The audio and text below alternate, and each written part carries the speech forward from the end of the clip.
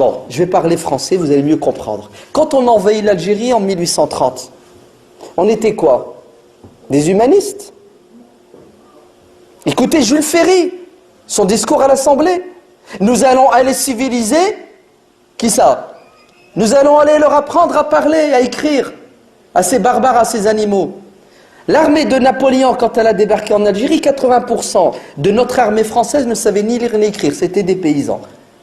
L'armée de l'émir Abdelkader, à 100% savait lire et écrire. Mais le problème, c'est qu'ils ne savaient pas lire et écrire la bonne langue. Ils savaient lire et écrire l'arabe. Donc Jules Ferry a dit, on va leur apprendre l'alphabet. Lorsque l'émir Abdelkader s'est battu contre des gens qui envahissent son pays, on l'a traité de quoi? De terroristes. Lorsque la révolution algérienne 1954 a vu le jour, on les a traités de quoi? De terroristes. Vrai ou faux? Très bien. Et nous, quand on a été envahis en 1940 par les Allemands, on a pris les armes et on s'est battu contre des nazis envahisseurs méchants et nous, on est des résistants. Vous comprenez quoi? Est-ce que vous connaissez Jean de La Fontaine? Ça vous dit quelque chose? Les tables? Non, les fables. Le loup et l'agneau. Tout dépend dans quel camp vous êtes. Tout simple. Tout dépend dans quel camp vous êtes.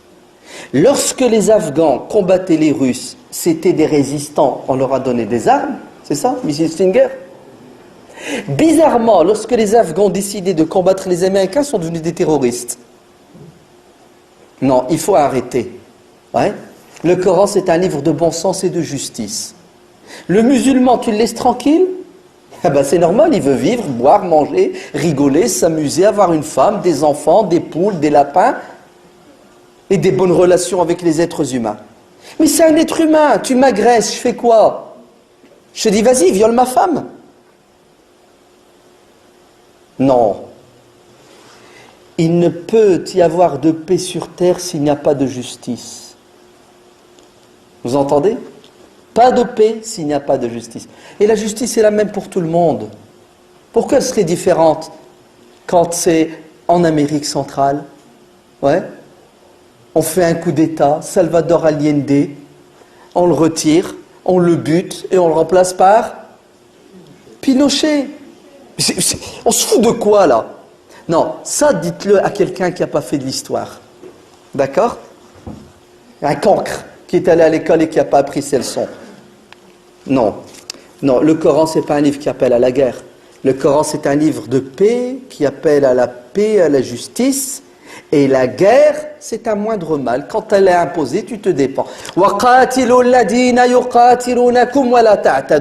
Et combattez ceux qui vous combattent et ne transgressez pas.